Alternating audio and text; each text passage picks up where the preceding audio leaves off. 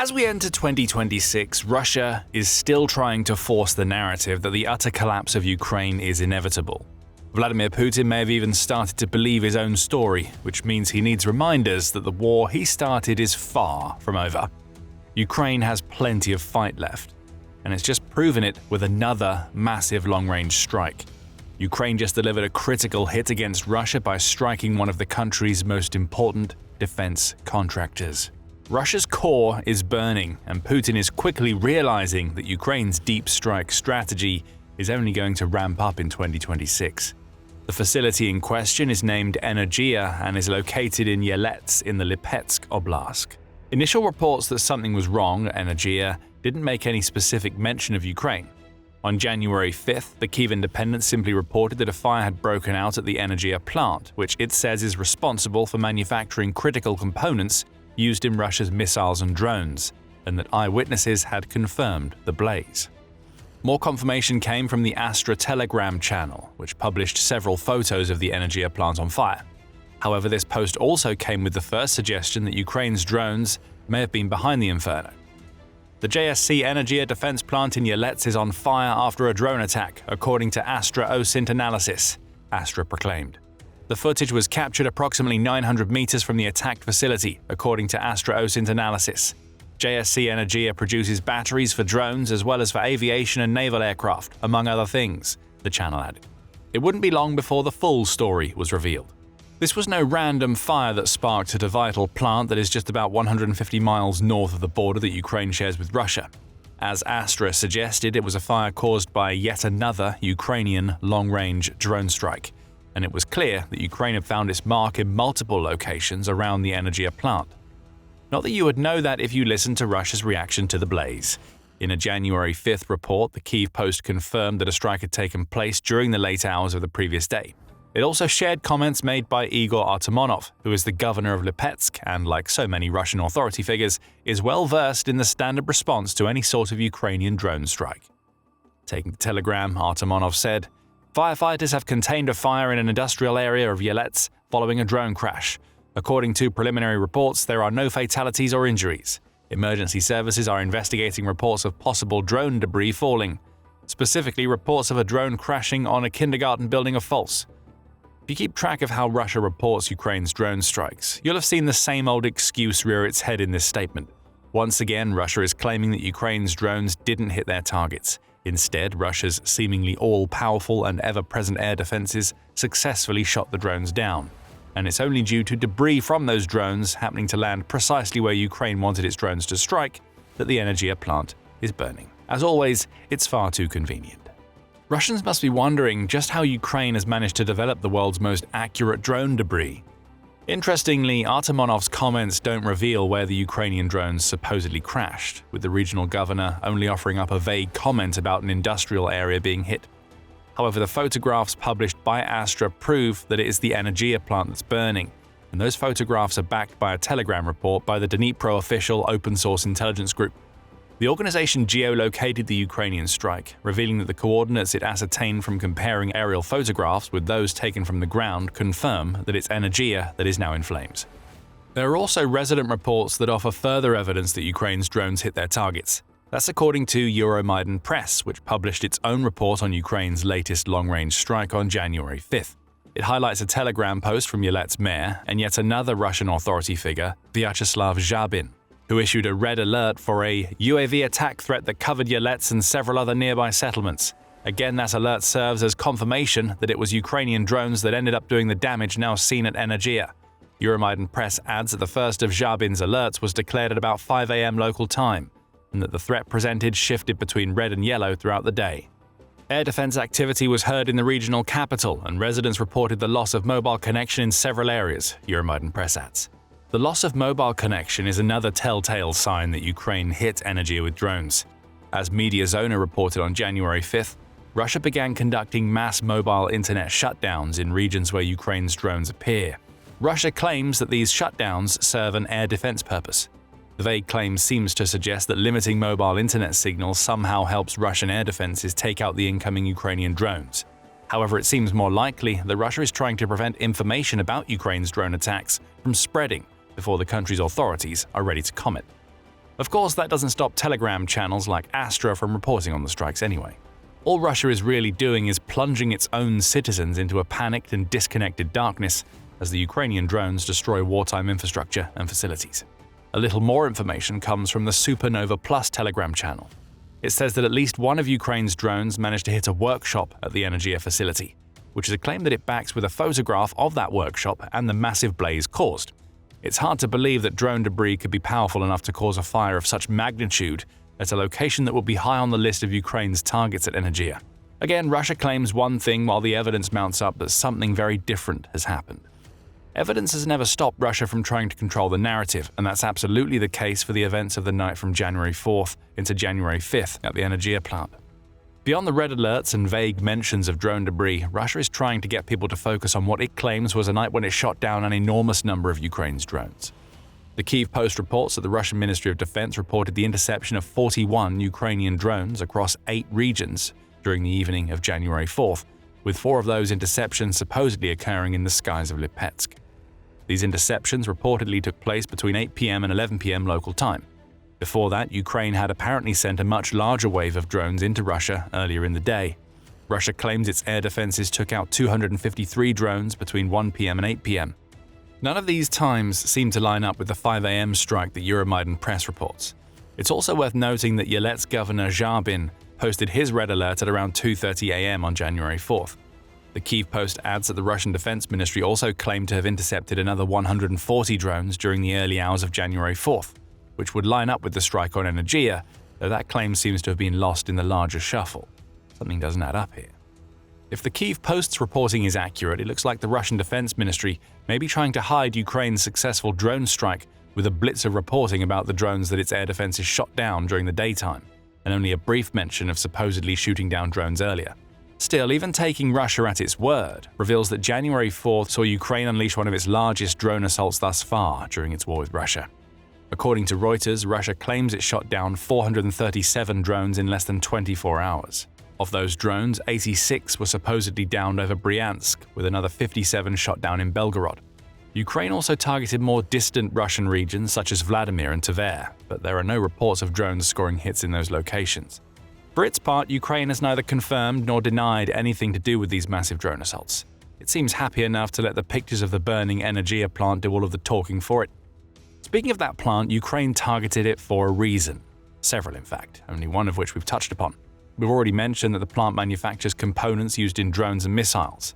Some of those missiles are among the most dangerous that Russia has in its arsenal, including the Iskander ballistic missile and several of the country's cruise missiles. Iskander missiles in particular are a major problem for Ukraine. On November 18, 2025, the Royal United Services Institute, or RUSI, published a report that looked at the outcome of Russian missile strikes against Ukraine between September 2022 and October 24, 2025. During that period, Russia has launched a total of 345 attacks against Ukraine, with those strikes including 939 Iskander and Kinzhal ballistic missiles. Ukraine's interception rate for these types of missiles is nowhere near as high as the country would like it to be. Of the 939 Iskander and Kinzhal missiles launched during these attacks, Ukraine has intercepted just 227, giving the country a 24% interception rate. RUSI also highlights 18 of the 345 Russian attacks involving these types of missiles, where Ukraine managed a 100% interception rate. Those 18 events are anomalies, as the think tank points out. Interpreting the data in another way, it indicates that in just 4% of attacks, Ukraine has succeeded in intercepting most of the Iskander and Kinzhal missiles fired at it. Of those 345 attacks, in 273 instances, Ukraine's air defenses did not intercept any Iskander or Kinzhal missiles, RUSI said in November 2025. In short, the Iskander, along with Russia's other ballistic and cruise missiles, is causing massive problems for Ukraine. Air defenses are either having a great deal of trouble shooting them down, or just as likely are capable of taking out Iskanders and similar missiles, but don't have the ammunition needed to do so. Either way, Russia knows that most of its missiles will hit Ukraine as long as those missiles get off the ground and stay on target. Energia was hit precisely for this reason. If Ukraine can't shoot down Russia's Iskanders and ballistic missiles when they're in the air, they can at least take out the manufacturing plants that make the components needed to launch those missiles in the first place. The logic is that Ukraine doesn't have to worry about its low Iskander interception rate if Russia can no longer fire those missiles at Ukraine's cities and infrastructure. This is a clever strategy.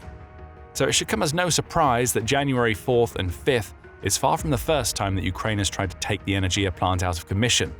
As UKR Inform says in its report on the latest Energia strike, Ukraine hit the plant at least 2 times in 2025 alone. On May 23rd, Ukraine's drones struck Energia, causing one of the plant's workshops to erupt into flames.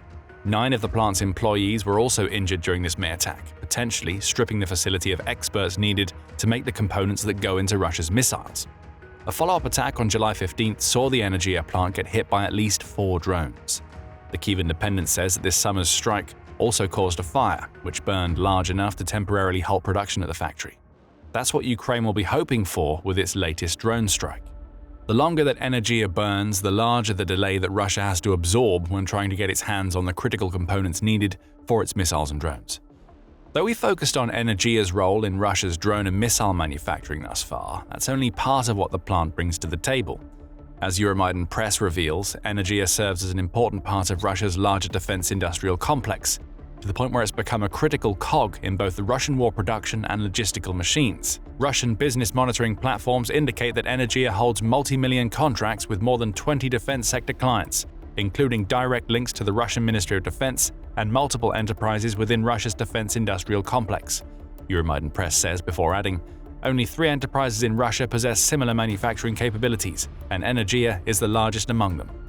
The products Energia produces include lithium-ion batteries, sealed lead-acid batteries, uninterruptible power supplies, electrochemical energy systems, and nickel-cadmium batteries, Euromaidan Press adds. These products aren't just used in drones and missiles, they're needed for glide bombs, ships, and combat aircraft. Energia isn't any old weapons plant. It's one of Russia's largest, which makes it a prime target for Ukraine as it tries to cripple Russia's defense industry from the inside. That mention of Russia's defense industry brings us nicely into how the Energia attack slots into what's happening in the Ukraine war as we enter 2026. With a little under 2 months to go before the 4th anniversary of Putin launching his brutal invasion, the war that Russia's leader started is having a detrimental effect on Russia, the likes of which few could have anticipated. And those effects are being felt in the very defense sector that Ukraine once again targeted on January 4th. After a sustained period of growth triggered by Putin placing the Russian economy on a war footing, Russia's defense sector is starting to struggle. The first hints of these issues began rearing their heads towards the end of 2025, as signs emerged that a once booming sector was starting to become very shaky.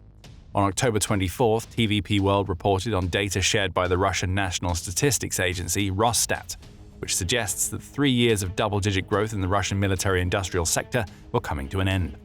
A stall was on the horizon as many of Russia's war-related industries recorded declines for the first time since 2022. Following year-on-year growth of over 20% in August, the manufacture of fabricated metal products fell by 1.6% the following month, according to Rosstat figures.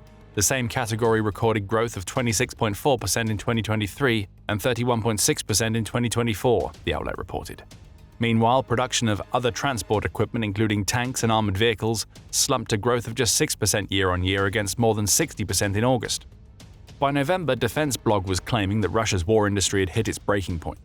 The outlet claims that internal assessments suggest that Russia's defense sector now faces its largest crisis since the collapse of the Soviet Union, as a combination of financial issues, labor shortages, and supply chain issues has stacked on top of each other. Western sanctions have also been taking slow but substantial bites out of Russia's defense industry, as have the many Ukrainian strikes that have whittled away at manufacturing capabilities. Now, many of the companies that raked in the cash during the 3-year boom period are crying financial distress. United Aircraft Corporation is one of them. A key combat aircraft manufacturer, the company is so lacking in funds that it's struggling to pay its contractors, leading to a raft of court cases launched by creditors looking for repayments.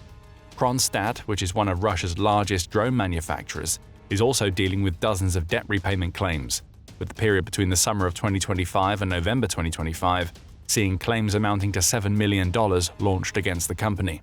These are just a couple of examples, but these funding woes are affecting war-related companies all over Russia. As Putin's war machine crumbles around him, Ukraine continues its aerial bombardment of factories and facilities. Russian defense contractors are also being targeted by hybrid warfare tactics, including hacking. On December 19th, the Moscow Times reported that several Russian companies that specialize in weapons production are now being targeted by a pro-Ukrainian hacking group that uses AI-generated documents as part of sophisticated attacks that waste both time and money for these companies. Ultimately, this type of waste is the main point of what Ukraine did on January 4th. Taking out a plant that produces missile and drone components is great in the immediate sense. However, Russia will get Energia up and running again in fairly short order. However, repairs cost money. Whatever stock that Ukraine just destroyed at Energia also creates a financial burden. If this were an isolated attack, Russia would be fine. But Ukraine keeps hitting the Russian energy defense industry to inflict financial losses at a time when that industry is already stagnating. Death by 1,000 cuts seems to be Ukraine's strategy here, as every strike, like the one we've seen at Energia, piles pressure onto a core part of Putin's war effort. That pressure will pay dividends. The Russian defense industry could collapse in on itself. Ukraine wants to make sure this collapse will happen, which is why it's ramping up its drone strikes as it comes closer to entering the 5th year of the Ukraine war. We've already talked about the sheer scale of the January 4th strike, at least according to Russia's defense ministry. On the same date, Reuters reported that Ukraine has targeted Moscow daily with drones since 2026 began, suggesting that the long-range attacks that were such an important part of Ukraine's strategy in 2025 are only going to grow more intense in 2026. In December, Forbes writer Vikram Mittal said that Ukraine is increasing the rate of its deep strikes so that it can build leverage for ongoing peace talks. These drone strikes have broadly weakened Russia's long-term warfighting capacity. They hit at multiple levels, directly targeting Russian forces, limiting their ability to supply those forces, and reducing the resources available to fund soldiers and equipment, Mittal writes. And he has a point. Degrading Russia's frontline capabilities slows Putin's forces down as they attempt to make the types of territorial gains that Putin intends to use as leverage during peace talks. So the Energia strike represents one of many that are part of a two-layered degradation plan. Take out the facilities that are vital to Russian weapons manufacturing and you weaken Putin's forces in Ukraine. That's the first layer, and it gives Ukraine leverage during peace talks. At the same time, Ukraine's drones are heaping misery on a Russian defense sector that has already seen the good times come and go. Now, struggling with stagnation, that sector is being forced to spend money on repairs and replacements at a time when it has less of that money to spare than at any other point during the war. Energia was just Ukraine starting the new year off with a bang. If Ukraine continues 2026 as it has started it, Russia's war economy will crumble, and the cards that Putin believes that he holds won't be enough to secure the maximalist excuse for peace that Russia's leader wants. And as Putin watches his defense industry fail while Ukraine's drones fly, he's also dealing with a loss that has far-reaching ramifications for Russia. The US has just ousted Venezuelan President Nicolas Maduro, causing Putin to lose a key ally. It's an event that could expose Russia's war funding both now and in the future, as you'll learn if you watch our video. And if you enjoyed this video, be sure to subscribe to The Military Show for more coverage of the latest Ukrainian drone strikes against the Russian defense sector. And thank you for watching.